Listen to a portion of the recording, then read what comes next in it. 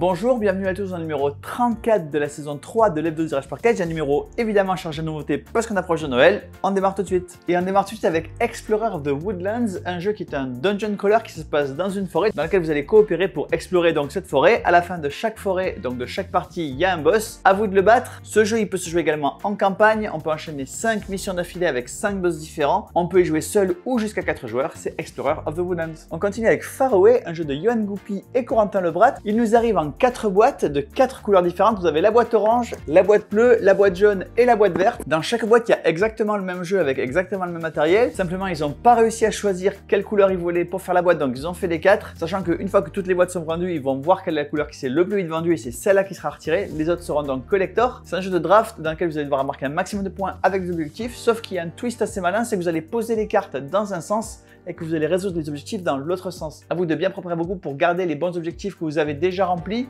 ou pour marquer des points de la bonne façon, c'est Far Away. Et on continue avec un jeu de déduction de Johan Levet. Ça vous rappelle peut-être quelque chose puisque Johan Levet c'est un des auteurs de Turing Machine, mais également de pas mal d'autres jeux. Un jeu de déduction de Johan Levet, autant vous dire que ça sent très bon parce que Turing Machine avait été un succès phénoménal.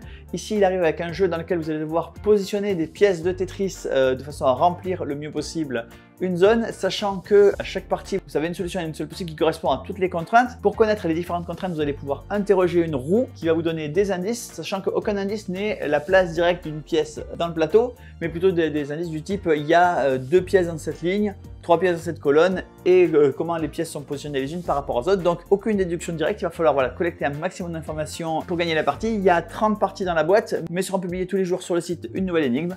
C'est archéologique. Et on continue avec Café del Gato, donc un jeu extrêmement familial dans lequel vous jouez le rôle d'un chat rista et vous allez devoir évidemment servir vos clients en café avec évidemment différentes sortes de café, avec ou sans lait, avec de la mousse, etc. etc. À chaque tour, vous avez 3 options. Soit vous prenez 2 pièces et votre tour est fini, soit avec l'argent que vous avez, vous achetez une composante d'un café. Le prix varie en fonction de ce qu'il y a de disponible de l'autre côté du plateau. Soit vous mettez ensemble les différentes composantes pour servir un ou plusieurs clients. Évidemment, vous récupérez des points et des pièces. C'est Café del Gato. Et on continue avec Nautilus Island, un jeu de Yoann Goupy et Théo Rivière, dans lequel vous allez explorer les restes d'une épave, sachant qu'à votre tour, vous allez pouvoir soit continuer à explorer une pile pour chercher des restes, soit mettre les restes que vous avez déjà trouvés à l'abri pour marquer des points. Sachant que si vous marquez au bon moment, vous allez marquer plus de points et que la partie s'arrête immédiatement dès qu'une pile est finie. Donc à vous d'essayer de doser le bon moment pour retarder le moment où vous allez placer vos restes dans votre réserve et le bon moment pour chercher des bonnes collections d'objets, c'est Nautilus Island. Et on continue avec une nouvelle collection de jeux qui s'appelle FlexiQ, collection de jeux familiaux avec des règles extrêmement simples, vous pouvez rejouer et rejouer à l'infini. Par exemple, il y a Orbito dans lequel vous devez aligner 4 billes de la même couleur, sachant qu'à chaque tour, le plateau peut tourner et donc les billes peuvent circuler autour du plateau. Vous avez Trixo, un jeu dans lequel vous devez aligner des symboles ou des couleurs, sachant que dès que vous faites un alignement, vous récupérez toutes les tuiles de l'alignement, y compris celles qui étaient sous les autres. Voilà, donc plus la pile est haute et plus l'enjeu est important. Vous avez Balabête dans lequel vous allez essayer de retrouver soit 3 fois le même monstre, soit 3 fois la même couleur de fond, soit 3 fois la même couleur de monstre. Si vous arrivez à identifier ça, bien vous allez taper sur le monstre pour remporter des cartes. Flip la fenêtre dans laquelle vous allez tourner une fenêtre et essayer d'identifier quel est l'objet le plus présent ou la couleur la plus présente et évidemment donner cette réponse le plus vite possible. Sauf que si parmi les objets il y a une lampe torche, à ce moment-là c'est la nuit et donc on ne voit plus que les objets et plus leur couleur. Donc voilà un jeu de reconnaissance de forme. Là aussi un jeu de rapidité et d'identification des formes et des couleurs.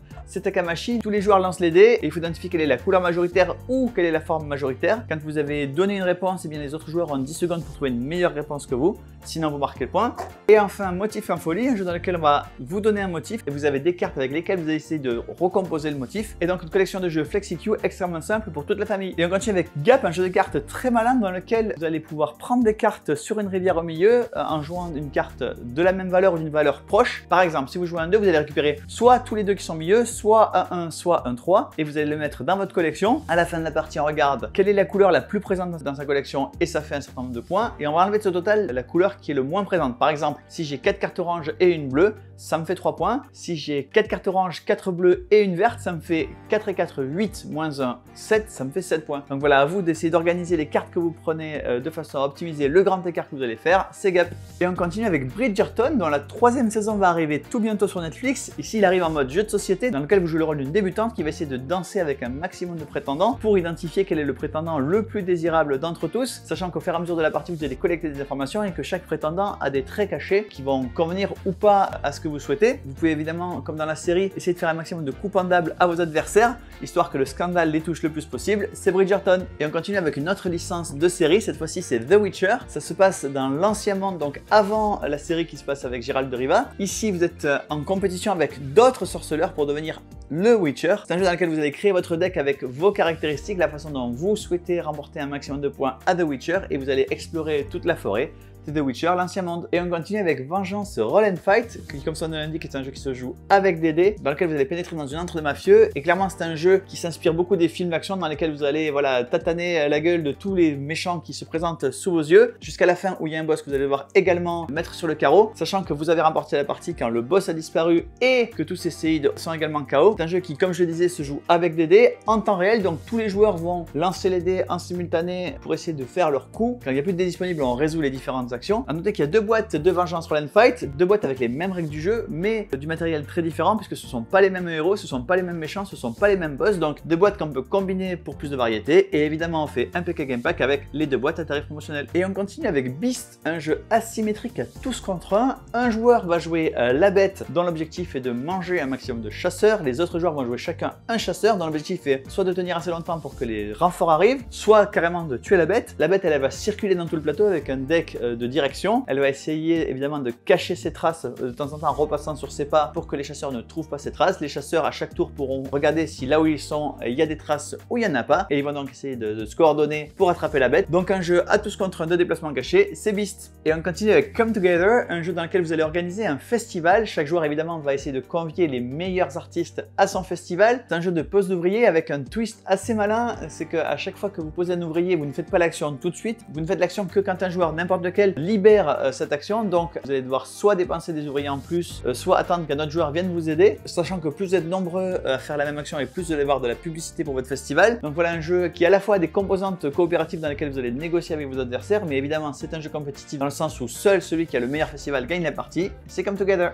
Et on continue avec Barcelone. C'est un jeu dans lequel vous allez évidemment être un urbaniste qui va développer Barcelone. On est en 1860, on vient de faire sauter les remparts de la ville, et l'architecte qui va concevoir l'extension de Barcelone, c'est vous. L'objectif est d'avoir la ville la plus plaisante possible. Ça se passe en 3 phases, donc à chaque phase il va y avoir une notation qui va vous donner des points. Donc l'objectif est évidemment d'avoir la ville la plus plaisante possible les 3 fois. C'est Barcelona de Dani Garcia. Et on continue avec une suite un peu originale de Top 10, c'est Top 10 Pro, qui est donc réservé aux professionnels. Top 10, je ne vous le présente pas, c'est ce jeu d'ambiance dans lequel vous allez devoir classer de 1 à 10 différentes propositions qui sont faites par les joueurs. Ici, l'idée c'est de se servir de ce jeu pour discuter de sujets qui peuvent potentiellement fâcher en milieu professionnel. Le tout pour permettre soit de traiter des conflits, soit d'animer des réunions ou de préparer des nouveaux projets. Les questions sont extrêmement bien faites pour vous permettre de parler de tout sans jamais viser personne. C'est Top 10 Pro. Et on continue avec le Uno du film Barbie. Le Uno, vous le connaissez évidemment, je n'en parle même pas. Ici, il arrive avec des règles spéciales qui sont liées au film Barbie avec Margot Robbie. C'est Uno, le film Barbie. Et on continue avec Unlock Kids, Histoire de légende. Unlock, vous connaissez forcément. Ce jeu d'Escape Game dont on a vendu des dizaines et des dizaines de milliers de boîtes, qui est décliné avec pas mal de licences. Ici, il arrive dans une version pour enfants, c'est-à-dire une version sans application, sans connexion internet, sans calcul et sans texte. Ça se joue à partir de 6 ans. Il y a 3 histoires pour un total de 6 aventures. C'est Unlock Kids, Histoire de légende. Et on termine avec 2 nouvelles extensions de héros pour Marvel Champions. Vous avez d'un côté Psylocke, de l'autre Angel. Psylocke, elle arrive avec son deck Justice et tous ses pouvoirs évidemment. Angel, il a un gameplay extrêmement particulier puisqu'il a 2 façons de se transformer. Il peut se transformer soit en Angel et vous laisser sous le contrôle, soit en Archangel, l'ange de la mort, et donc avoir un contrôle de 0 mais être extrêmement puissant, extrêmement destructeur, mais c'est très dangereux puisque vous n'avez plus de contrôle. 2 nouvelles boîtes, 2 nouveaux héros pour Marvel Champions. Et bien voilà, le numéro 34 de la saison 3 de l'hebdo de The Rush Package est terminé, et moi je vous donne rendez-vous la semaine prochaine.